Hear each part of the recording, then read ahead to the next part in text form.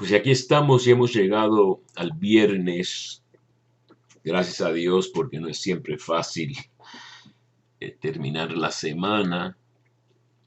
Y yo ayer hablé un poco de la libertad que nos da Cristo, que deberíamos de abrazar. Es la libertad de no seguir la carne, que en sentido paulino de San Pablo tiene que ver con lo meramente humano, los impulsos meramente humanos. Obviamente que muchos de nosotros pensamos en lo que es la lujuria, fornicación, etcétera, y eso entra dentro de lo que es, entre comillas, la carne. Pero la carne en la Biblia, por ejemplo, como Cristo le dice a Pedro, esto no te lo reveló ni la carne ni la sangre, sino mi Padre. La carne representa lo meramente humano sin la fuerza de Dios y también incluso lo meramente humano sin la ayuda del Espíritu de Dios. Y precisamente lo que caracteriza al cristiano es ser guiado por el Espíritu, ¿no? Creo que es en Romanos 8 que San Pablo dice, los que son conducidos por el Espíritu de Dios, esos son los hijos de Dios. En Romanos 8:14. Entonces yo ayer di una introducción un poco quizá amplia de lo que son los engaños de demagogos que resultan en increíbles tragedias, que incluso pueblos cultos como el alemán no se dan cuenta hasta después de que la tragedia ha llegado a su culmen y ha sido vencida, gracias a Dios, por las fuerzas del bien. Pero lo hice con miras a lo que quiero hablar hoy, que son estos capítulos finales de la carta a los Gálatas de San Pablo, el capítulo 5 y el 6, aunque hay que entender un poquito toda la carta, ¿no? San Pablo es judío, es fariseo, era fariseo, estricto observador de la ley judía, de seguir todas estas reglas, ¿verdad? Comenzando para los bebitos, ¿no? Con la circuncisión al 8º día y después siguiendo toda la ley de Moisés. Y ese tipo de mentalidad legalista se vuelve, ¿no? O por lo menos demasiado estrecha para abrazar lo que viene a traer Cristo, que es este amor de Dios que abarca a todos, que reúne a todos. Y por eso Cristo es conocidísimo y cualquier estudioso lo sabe, por estas comidas con los pecadores, ¿no?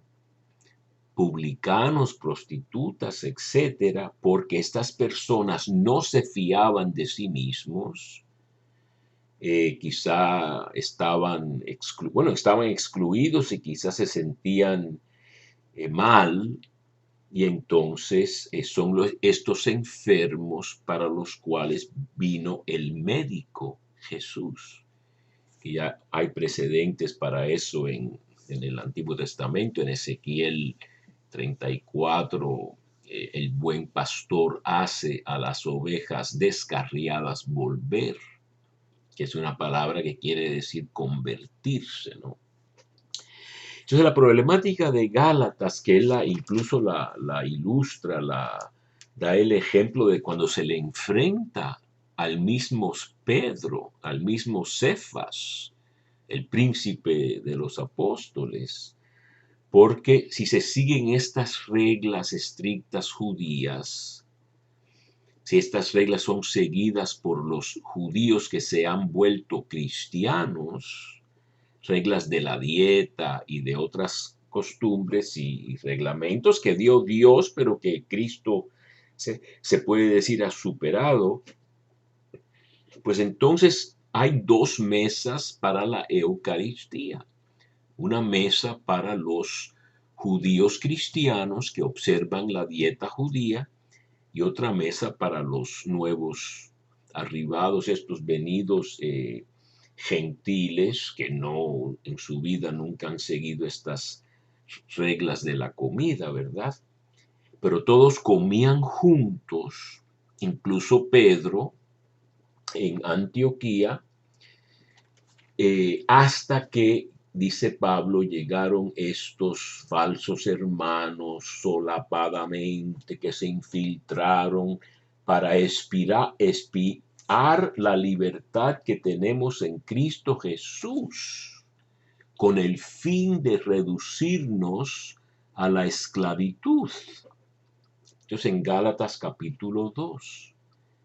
Y cuando llegan estos estrictos observantes de Jerusalén que dicen que son de parte de Santiago, el jefe de la iglesia de Jerusalén, pues hasta el mismo Pedro y Bernabé pues dejan de comer en la única mesa y también se separan para comer con los judíos cristianos, y Pablo se enfrenta con ellos. Y el mensaje de Gálatas es que el Evangelio es el Evangelio del amor de Dios y del amor al prójimo, y de no estas observancias y ritos antiguos que ya no se aplican y que sirven para dividir al único cuerpo de Cristo.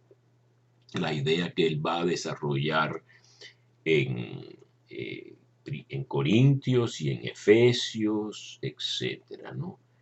Entonces, por ejemplo, en el capítulo 3 de Gálatas, cuando dice que los Gálatas estos que han recibido el Espíritu, que les permite, les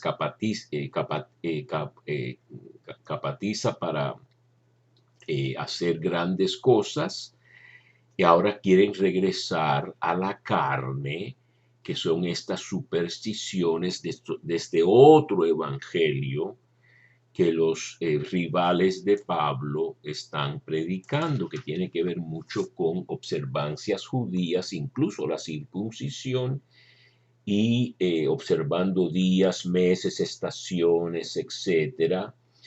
En el capítulo 4 habla de esto, ¿no? Pero yo quería concentrarme entonces en este capítulo 5, que es como el culmen ya de la enseñanza de la carta. Dice, para ser libres nos libertó Cristo. Manténganse firmes y no se dejen oprimir nuevamente bajo el yugo de la esclavitud. Si se dejan circuncidar, si se dejan caer otra vez en estas observancias judías, que ellos no son judíos, son gálatas griegos, no tenían por qué adoptar el judaísmo, simplemente porque vienen rivales de Pablo, competidores, los superapóstoles de la segunda a los Corintios, diciéndole que es mejor el cristianismo si se practican estas prácticas. Y a ellos les fascina el mercado de ofrecer nuevos productos religiosos, y dice que el que se circuncida queda obligado a observar la ley, pero a nosotros nos mueve el Espíritu para aguardar por la fe los bienes esperados por la justicia, porque en Cristo Jesús ni la circuncisión ni la incircuncisión tienen valor, sino solamente la fe que actúa por la caridad. Él va a llegar a decir que la ley se resume en amar a Dios y al prójimo, ¿no? Ese es el resumen de la ley.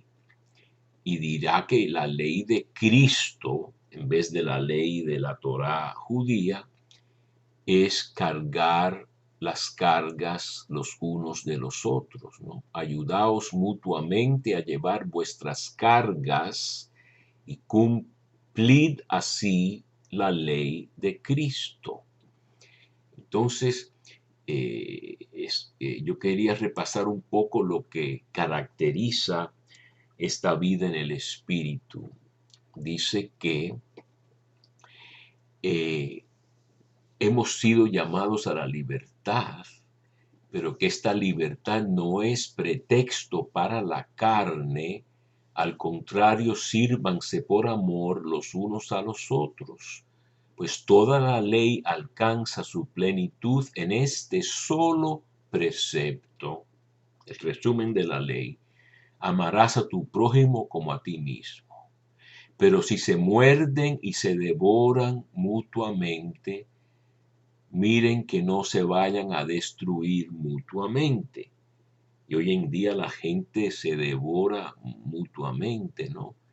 Y en el país donde vivo yo, en Estados Unidos, hay tanta rabia combinada con el acceso libre a todas las armas y a todas las municiones que se quieran, que cada día hay episodios de locos que no deberían de tener armas. Incluso niños, el otro día un niño de 12 años, con una amiguita de 14 creo que tenía, disparándole a, a policías y a otras personas. Es horrible y ocurre constantemente y no cambian las leyes.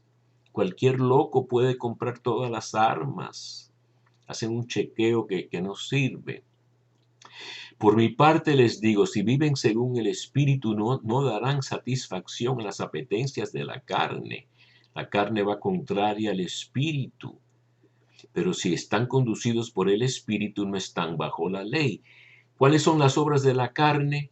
Fornicación, impureza, libertinaje, idolatría, hechicería, odios, discordia, celos, iras, rencillas, divisiones, disensiones, envidias, embriagueces, orgías y cosas semejantes. Y él dice que los que practican esas cosas no entrarán al reino de Dios.